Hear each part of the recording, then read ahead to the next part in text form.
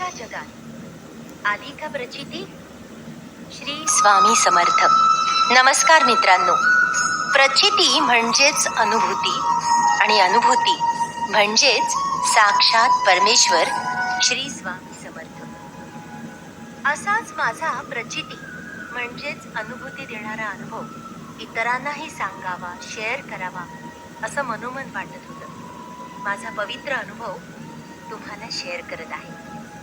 गेल्या काही वर्षांपासून मी स्वामी सेवेत आहे. मी प्रत्येक गुरुवारी जवळच असलेल्या स्वामींच्या मठात जात असते. त्यामुळे 5-6 सेवेकरी ताईंशी चांगली ओळख झाली. स्वामींच्या नामस्मरणात, स्वामींच्या सेवेमध्ये वेळ कसा निघून जातो कळत सुद्धा नाही. एक दिवस स्वामींच्या मठामध्ये सर्वजण आपापसात बोलत होते. अहो, काल आम्हाला अचानक स्वामींची प्रचिती आली. अरे वा, होय का? काय सांगता ताई? हो हो, आमच्या पण एका नातेवाईकाला असा स्वामींचा अनुभव आला होता. खरंच स्वामी महाराज आपल्या भक्तांना आपली प्रचिती देत असतात. त्यांचे आशीर्वाद नेहमीच आपल्या पाठीशी. गोखले ताई स्वामींना नमस्कार करत म्हणाल्या, खरं तर मला असा कधीच अनुभव आला नव्हता. त्या सर्वांचं बोलणं ऐकून थोड्या वेळाने सर्वजण घरी जायला निघाले. स्वामींचे दर्शन घेऊन मीही घरी निघाले. घरी जात असताना माझ्या मनात एकच विचार चालू होता. मी स्वतःशीच पुटपुटत होते, मी स्वामींची सेवा बरोबर तर करत आहे ना? मला का प्रचिती येत नाही? आज एवढी वर्ष झाली मीही सेवा करत आहे. स्वामी मला का दर्शन देत नाही? पण असेही वाटत होते की मी स्वामींची मनापासून सेवा करते आणि मनामध्ये शंका पण ठेवते. हे काही बरोबर नाही. एक दिवस नेहमीप्रमाणे मी स्वामींकडे गेले आणि मनात जे होतं ते सर्व स्वामींना बोलले. स्वामी महाराज, मलाही एकदा तुमचे दर्शन द्या.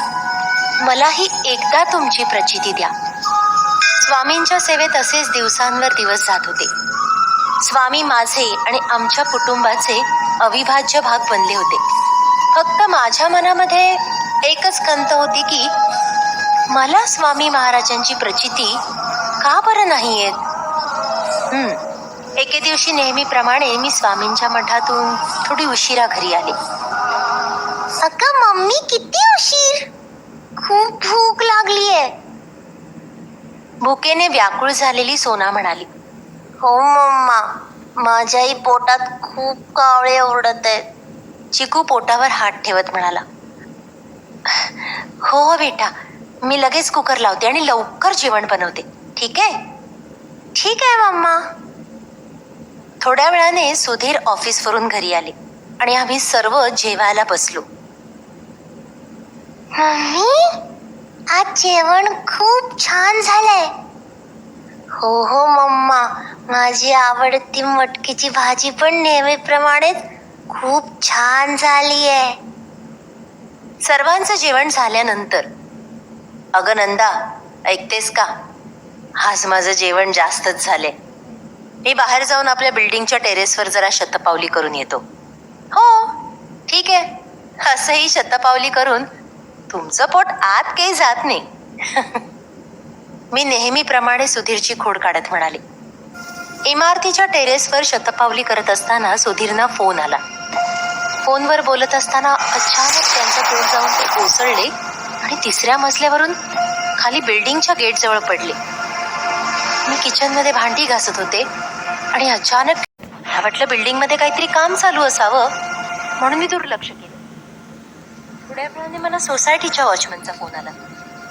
वॉचमन काकांनी यावेळी फोन का केला असावा?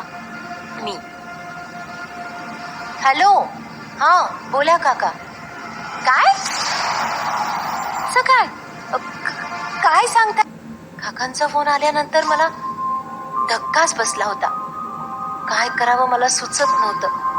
मी घरातून धावतच बिल्डिंगच्या खाली निघत होते. सोना आणि चिकू केविलपणे माझ्याकडे बघत, मम्मी काय झालं? तू का रडतेस? तू कुठं चाललीस मम्मा? सांग ना.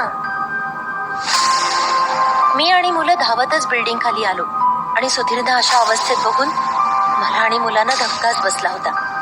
त्यांच्या डोक्याला गंभीर दुखापत झाली होती. टेरेसवर शतपावली करायला गेलेले सुधीर खाली कसे पडले कळलंच नाही. काय करावं मला काहीच सुचत नव्हतं. तिथे गर्दी केलेल्या लोकांनी आणि शेजाऱ्यांनी त्यांना ताबडतोब हॉस्पिटलला हलवलं. ॲम्ब्युलन्सचा वाजत असलेला सायरन आणि सुधीरची ती अवस्था बघून मी खूप घाबरले होते.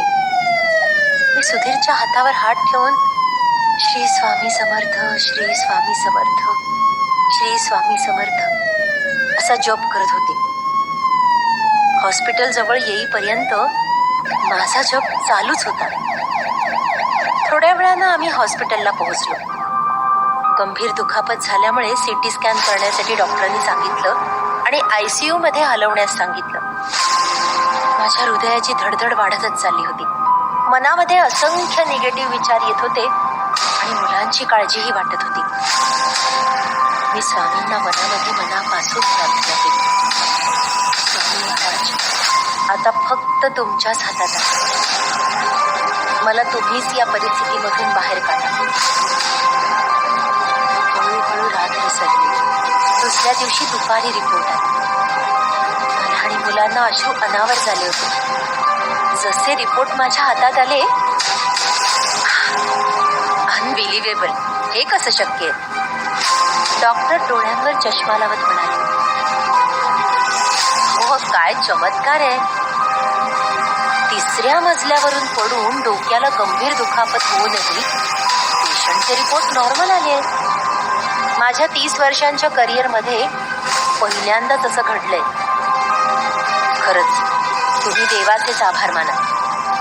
पेशंटच्या तब्येतीमध्ये कालच्या आणि आजच्या परिस्थितीमध्ये पूर्णपणे सकारात्मक फरक दिसून येतो. हे ऐकल्यानंतर आमचा सर्वांचा जीव भांड्यात पडला होता. 2 दिवसांनी डॉक्टरांकडून सुधीरला डिस्चार्ज देण्यात आला. आम्ही सर्वजण खूप खुश झालो. त्यानंतर तिसऱ्या दिवशी रात्री झोपेत असताना अचानक माझ्या स्वप्नात एक सफेद वस्त्र परिधान केलेल्या व्यक्तीची सफेद आकृती दिसली आणि ती आलिका प्रचिती. आलिका प्रचिती असं काहीतरी बोलत होती. थोड्या वेळाने मला जाग आली आणि